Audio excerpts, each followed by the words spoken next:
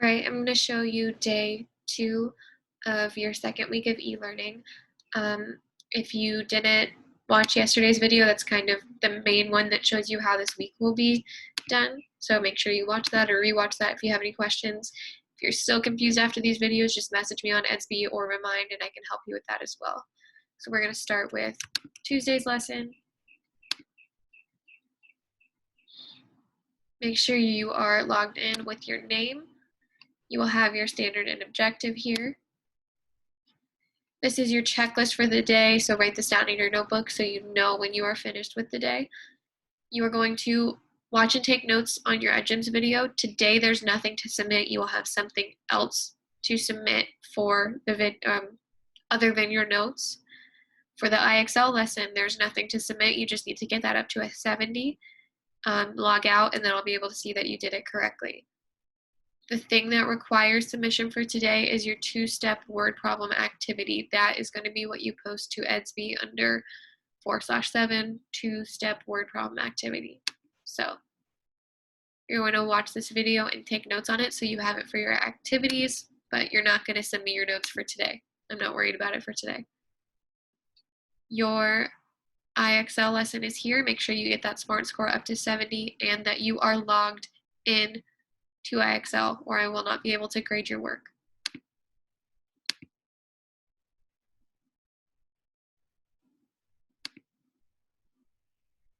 Really quickly after you do your IXL lessons, if you are doing it and you ended up with like a 90 SMART score and you decided to keep going because you wanted to, and then it drops down to like a 50, just take a screenshot of your screen and it'll show me your highest score, and then I will give you the 90 instead of the 50. So if you accidentally go too far and you mess up and you end up doing like 100 questions to get it back up, don't worry about that. Just take a screenshot of your highest score and I'll grade it that way.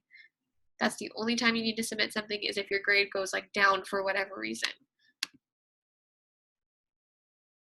Here is your word problem activity for today.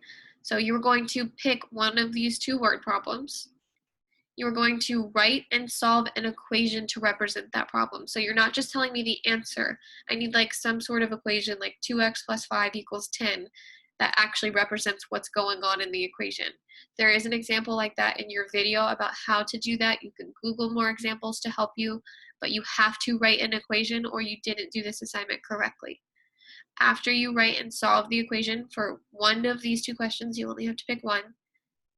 You have to clearly define each part of your equation and state your steps like this one below. So I gave you a word problem where they set it up as an equation and then they set up what each part is. So they said, here's the starting amount, here's the amount per batch, and here's the remaining amount. They broke it down by words.